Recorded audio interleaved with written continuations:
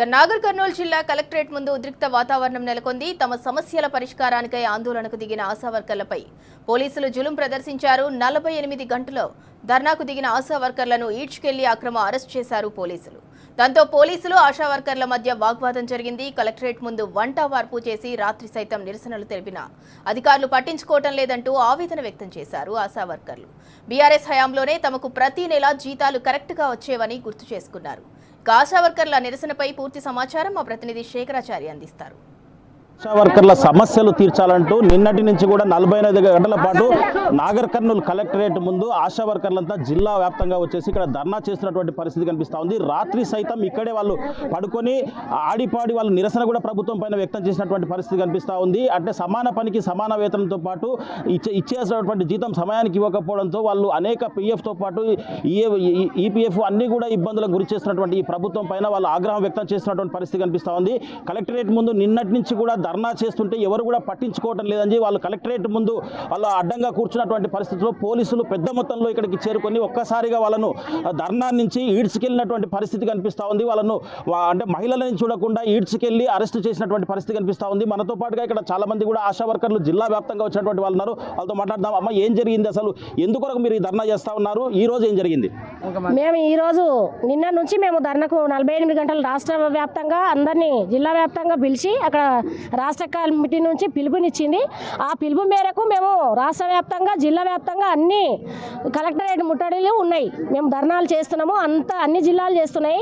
కానీ నిన్న నుంచి మేము ఇక్కడే ఉండి రాత్రంతా కూడా దోమలు గరిచి ఇబ్బందులు పడుతుంటే ఎవరు రాలేదు. రాత్రి అదే పోలీసు వాళ్ళు రాలేదు, అలాగే కలెక్టర్లు రాలేదు. కానీ ఇప్పుడు మాత్రం వాళ్ళ కోసము వాళ్ళ జీతభత్యాల కోసం వాళ్ళు వచ్చి మమ్మల్ని ఎవరెంతటికి వాళ్ళు వడ్డీ ఈడ్చికెళ్ళి దెబ్బలు తగిలి రక్తాలు గారి చాలా విపరీతంగా పోలీసు వాళ్ళు మాత్రం చాలా దారుణంగా ఒకరికొకరు ఫోన్లు చేసుకొని పోలీసు వాళ్ళు డీసీఎంలు తీసుకొచ్చి మరీ దారుణంగా గుంజుకొని వద్దంటుంటే కూడా వినకుండా బతిమిలాడితే కూడా వినకుండా దారుణంగా గుంజుకొని రక్తాలు గారేటట్టు దెబ్బలు తగిలేటట్టు ఎవరు ఏం చేసినా కూడా పుస్తే మెటలు అవి పుస్తే గుండ్లు పోయినాయి.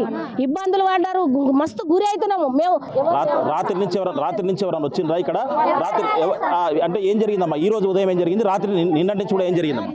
సార్, మేము ఆశా వర్కర్లం మొత్తము 48 గంటల ధర్నా అనేది ఇది రాష్ట్ర వ్యాప్తంగా జరుగుతుంది. 2 months అవుతుంది. మాకు జీతాలు పడతలేవు. మేము 24 hours డ్యూటీలు చేస్తాం. ఇంట్లో పండుకున్న వాళ్ళం కూడా డెలివరీ కేసులు ఇమ్మడంటే ఎనీ టైం పోవాల్సి వస్తుంది. వారం ఏంది 3 రోజులు ఏంది అక్కడే ఉండి డెలివరీలు చేయించడం జరుగుతుంది. ప్రతి ఒక్క బాధ్యత ఆ ఇంట్లో ఉన్న తల్లిదండ్రులకు, అత్తమామలకు, భర్తలకు లేని బాధ్యత అనేది మా మీద పెట్టిరు. మేము పోతే తప్ప అక్కడ ఉన్న ఏఎన్సీ కేసును, ప్రెగ్నెంట్ కేసును పట్టించుకోరు. మేము పోతే తప్ప. కానీ మేము ఇక్కడ వచ్చి నైట్ మొత్తం జాగారం లేక చేసి బతుకమ్మలు మాది ప్రాబ్లమ్స్ ఏంటివనేవి బతుకమ్మ రూపకంలా మేము చేసి మొత్తం ప్రకటించినా కానీ కనీసం ఒక్క అధికారి కూడా రాకుండా మా పైన ఈరోజు మొత్తం నిన్న వంట వార్పు చేసినాము. ఈరోజు వచ్చి ఇక్కడ గేటు ముందల కూర్చోవంగానే ప్రతి ఒక్కరు పోలీసులు ఒకరు తర్వాత ఒకరు వచ్చి మరీ ర్యాష్గా మాట్లాడడం జరిగింది. ఎట్లా పడితే అట్లే కొట్టడం జరిగింది, ఈడ్చుకెళ్ళడం జరిగింది. ఎవరికైనా కానీ వాళ్ళు 24 hours డ్యూటీలు చేస్తున్నారు. హెల్త్ డిపార్ట్మెంట్ ఎంతనో అది పోలీస్ డిపార్ట్మెంట్ కూడా అంతే. ఎంత రిస్క్ ఉంటుంది అనేది అందులో పోయి చూసే తెలుస్తుంది దాని విలువ ఏందనేది. మేము ఎంత కష్టపడుతున్నాం. మా ఇంటికాడ మా చిన్న పిల్లలు కూడా ఉండి ముసలోళ్ళు ఉంటారు. భర్తలను అందరిని ఇడిచిపెట్టి ఆడ అన్నం కూర ఉండకుండా కూడా ఊరుకొచ్చి మేము డ్యూటీలు చేస్తుంటే కరోనా టైంలో చాలా ఇబ్బందులు పడి చాలామంది ఆశా వర్కర్లు చనిపోయారు. మా ప్రతిభను గుర్తించకుండా మమ్మల్ని ఈడ్చుకెళ్ళడం.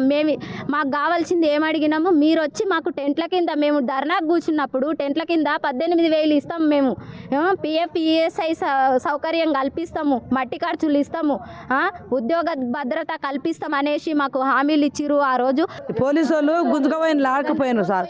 పోలీసు వాళ్ళు లాక్కపోయినరు. ఏది గొర్రెపిల్లని లాక్కపోతున్నారు సార్. ఆమెకు బీపీ షుగర్ ఉన్నది. ఆమెను లాక్కపోయినరు. లాక్కపోయి ఆమె పుస్తే పోయింది. ఆమె పుస్తే పోయిన గుండ్లు పోయినవి. అట్లా ఉడక ఆగండమ్మా మేడం అంటే ఉడక ఆగకుండా మీకు తెలివి లేదు, బుద్ధి లేదు, నా తెలివి లేదు, మిమ్మల్ని ఎవరు ధారణ చేయమన్నారు అని చెప్పి మమ్మల్ని ఓవర్గా మాట్లాడింది ఆమె మేడం పోలీస్ ఆమె. వాళ్ళ దౌర్జన్యం అట్లా ఉంది. ఆమె గుండ్లు దొరకలేదు, దొరకలేదు, ఏం దొరికినాయి కానీ నడు అవతలకి నడు అని దొబ్బేసింది. నాకు మోకాలు ఇక్కడ గుద్దుకున్నది. ఒక ఆయన డబ్బులు ఊడుకోయినా అంట సార్. నిన్నటి సంది మేము ఇక్కడ ఉండం. మాకు ఎవరు దిక్కుముక్కు లేకుండా ఉంది.